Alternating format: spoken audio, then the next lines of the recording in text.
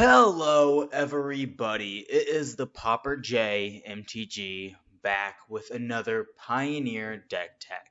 And this one is, I would believe, an original list by me called Rakdos Wipes, using cards like Pestilent Spirit, Soul-Scar Mage, and Dreadhorde Arcanist to use cards like Blazing Volley in order to one-sided board wipe your opponents a lot. So as we go down it, I just want to start with the creatures. First, we got Monastery Swiftspear, which is a 1 mana 1/2 with haste and prowess. It's just a really good aggressive creature. It's basically, it can be a bad goblin guide. It's been a modern staple, or not modern staple, a burn staple in just many formats for years. Standard, it was good.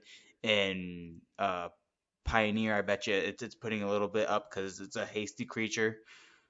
Soul-Scar Mage is almost the same as Monastery Swiftspear, except you drop haste and you give it, if a source you control would deal non-combat damage to a creature an opponent controls, put that many neg 1/1 counters on that creature instead. It's a non-bow with Pestilent Spirit, as you'll see in a minute, but it's still really cool with the other cards we have in the deck. Dreadhorde Arcanist is a really good addition to the deck as a 2 mana 1/3. That means it dodges shocks and wild slashes for dying with trample, and whenever it attacks, you may cast target instant or sorcery card with converted mana cost less than or equal to its power from your graveyard without paying its mana cost. If that card would be put into your graveyard this turn, exile it instead. Also, another really good card, especially with Blazing Volley, because then you're going to be able to play it twice in one turn. And what does that do? It deals 2 damage each of your opponent's creatures, most likely killing them.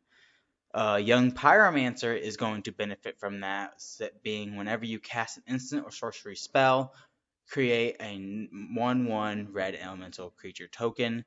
That's just going to allow us to go wide. It's a payoff for playing a lot of spells. Although we play more creatures than spells, we play plenty of spells to back it up. So it's just a really good card for the deck. Judith, the Scourge Diva. I have that as a one of. It might not belong in the deck, but I think it a little bit makes sense, especially with how many Young Pyromancers we're playing. If we can get a couple of these elemental tokens, especially with Dreadhorde Arcanist, doing double up on the spell, we're going to have a large board. Maybe we can get something off of this. And then if it would die, it was going to deal damage to them anyways, and we can have it do damage to any target. That means if we're using the Soul-Scar Mage, we're going to get a counter. So it just makes a little bit of sense. It is a good card. It might not belong in the deck, but it's kind of a testy card. You can replace it with anything you want, but I think it as a one of it can't really hurt anything. And then Pestilent Spirit is why I started creating the deck. A 3 mana 3/2 with Menace and Death Touch, and instant and sorcery spells you control have Death Touch. That means Blazing Volley, which is going to kill all the creatures with Death Touch. Shock and Wild Slash should become normal kill spells for 1 mana. Kolaghan's Command is going to become a kill spell and whatever else you needed to do. Savage Alliance is also going to be able to kill a whole bunch of creatures. So yeah, it's just going to turn all of our removal spells into just really good removal spells. So yeah, so this plus Soul-Scar Mage is a non-bow. Why it is a non-bow is because if it puts no encounters on it instead of damage, it won't kill it. But for the redundancy of having 2 things that are going to make it worth it, we play both. Soul-Scar Mage is also just a really good creature by itself. As a 1 mana 1/2 with prowess, it's a good card. It's a little worse than Monastery Mentor without its ability. So when you put it into that perspective, knowing Monastery Swiftspear is such a good card, yeah, it's a great card, and it also is going to fill off our 1-drop slot. I mean, for creatures at least. And because its ability is prowess, just like how Dreadhorde Arcanist is going to start casting 2 spells, having prowess is not a bad thing in the deck.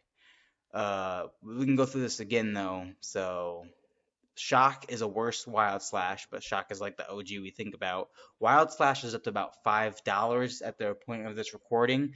I see these in little bulk bins, as you'll go through your friend's stuff and be like, hey dude, you know this is a $5 card, right? So this is interesting because Burn is taking off in Pioneer. In the lands we have Blood Crypt. That's like $50 to the deck. It's $230 deck right now.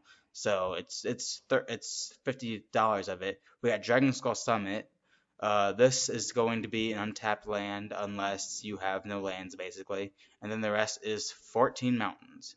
So it's a 60 some dollar mana base. I guess it's okay. If you already play red black, you already have these lands anyways, and that's going to shave a whole bunch of money off. If you're playing burn, you already have these probably.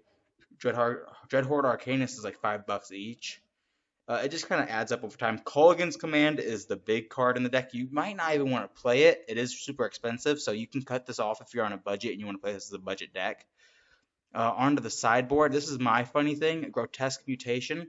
So if sorcery speed, if you play it on your main phase on your Dreadhorde Arcanist against Burn, for one, Burn probably isn't going to be able to kill your Dreadhorde Arcanist because it has 3 toughness, and they probably aren't leaving up a 3 damage spell for it because this format only has a lot of 2 damage spells like Wild Slash and Shock.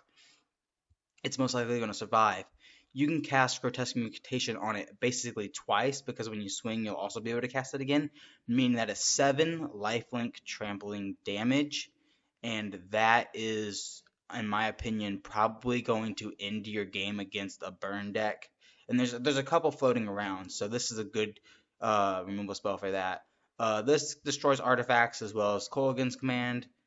It also can deal damage to a creature, and with Pestilent Spirit, it will just kill it, or I'll give the negative no encounters with Soul-Scar Mage. So this is a good card on the sideboard. Fry, this is good against Teferis, Okos, and then all the creatures in those decks. Noxious Grasp is similar. Bedevil, and Crumble to Dusk. This is good against all of the what are they called? You know the land that makes the tutus? Field of the Dead? Yeah, Field of the Dead, I think. So yeah, that's what that is good against. Bedevil destroys artifacts, creatures, or planeswalkers. That's just if you need to kill some planeswalkers. Actually, you don't play this. You play the 2-mana one. I forgot what it's called, but you don't need to play Bedevil here. It's basically for the slot. Yeah, so I don't know if this is exactly how I want the deck to work, but I mean, not how I want it to work. I don't think it's how I want the deck laid out, but this is very close to the deck list I would like for it. If you have any suggestions for this list, leave them down in the comments below, and I will see you guys in the next video. Goodbye.